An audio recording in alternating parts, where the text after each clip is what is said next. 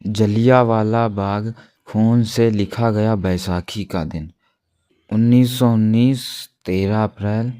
यह तारीख सिर्फ एक दिन नहीं थी, यह एक ऐसा जख्म था जो आज भी भारत के दिल में धड़कता है।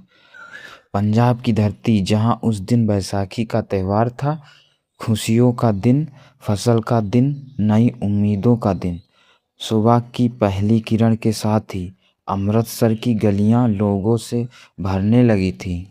किसी के चेहरे पर मुस्कान थी तो किसी के हाथ में अपने बच्चों की उंगलियां थीं। किसी के मन में बस त्योहार मनाने की खुशियां थीं।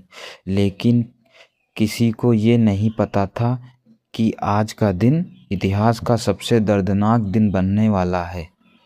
एक बाग जो मौत का मैदान बन गया। शहर के बीचों बीच एक जगह थी, जलियांवाला बाग। ऊंची ऊंची दीवारों से घिरा हुआ था वो, जहां अंदर जाने की एक खौफनाक रास्ता था। दोपहर तक हजारों लोग वहां जमा हो चुके थे।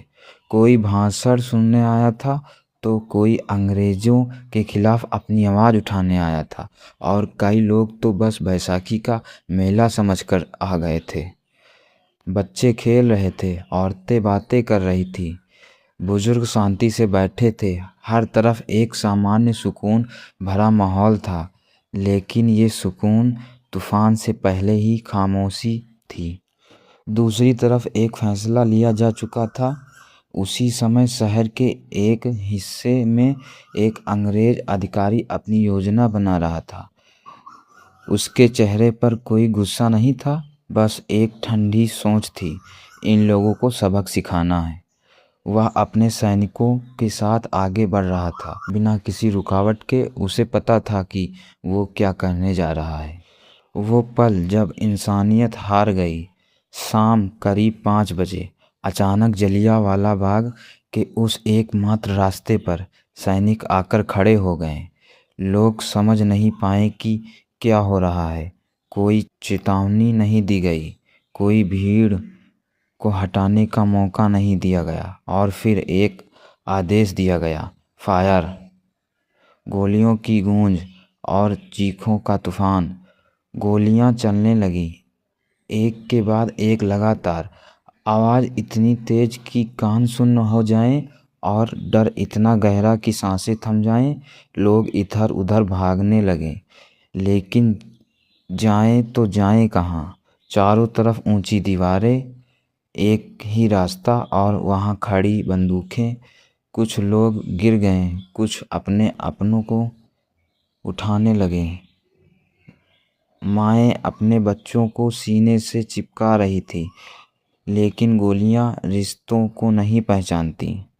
जिंदा रहने की उम्मीद भी टूट गई। बाग के एक कोने में एक पुराना कुआं था। लोग अपनी जान बचाने के लिए उसमें कूदने लगे, एक के ऊपर एक। कोई जख्मी, कोई जिंदा, कोई पहले ही दम तोड़ चुका। लेकिन उस वक्त कुएं में कूदना ही उन्हें मौत से बेहतर लगा। ये 10 मिनट जो कभी खत्म नहीं हुए। फायरिंग करीब 10 मिनट तक चली, लेकिन वो 10 मिनट हर इंसान के लिए एक पूरी जिंदगी जैसे थे। जब गोलियां रुक गईं, तब वहाँ सिर्फ खामोशी थी। ना कोई चीख, ना कोई आवाज़, बस जमीन पर पड़े सैकड़ों शरीर और हवा का तैरता हुआ दर्द। उस दिन सबसे लंबी रात। रात धीरे धीरे उतर आई, लेकिन मदद करने कोई नहीं आया। जख्मी लोग वहीं पड़े रहे। कोई पानी देने वाला भी नहीं था, कोई पट्टी बांधने वाला भी नहीं था। कई लोग दर्द के मारे तड़पते रहे। शहर में डर इतना था कि कोई बाहर निकलने की हिम्मत नहीं कर पाया था। ये एक घटना जिसने सब कुछ बदल दिया। उस दिन सिर्फ लोग नहीं मरे, उस दिन भारत की आत्मा घायल हुई थी। लेकिन उसी दर्द से एक नई ताकत भी पैदा हुई। अब लोग डरने वाले नहीं थे। अब उन्हें समझ आ गया था कि आज़ादी मांगने से नहीं, लड़कर लेनी पड़ेगी। आज भी जिंदा है वो दर्द। आज भी जलियांवाला बाग मौजूद है, दीवारों पर गोलियों के निशान आवाज़ भी दिखाई देती है। वो कुआं आज भी खड़ा है जहाँ लोगों ने अपनी जान बचाने के लिए छलांग लगाई थी। वो जगह सिर्फ एक बाग नहीं, वो एक गवाही है इस बात की कि जब इंसानियत ख़त्म होती है तो इतिहास खून से लिखा जाता है। आखिरी लाइन, वक्त बीत जाता है लेकिन कुछ जख्म कभी नहीं भरते। जलियांवाला बाग सिर्फ एक जगह नहीं बल्कि वो दर्द है जिसे भारत कभी भूल नहीं सकता।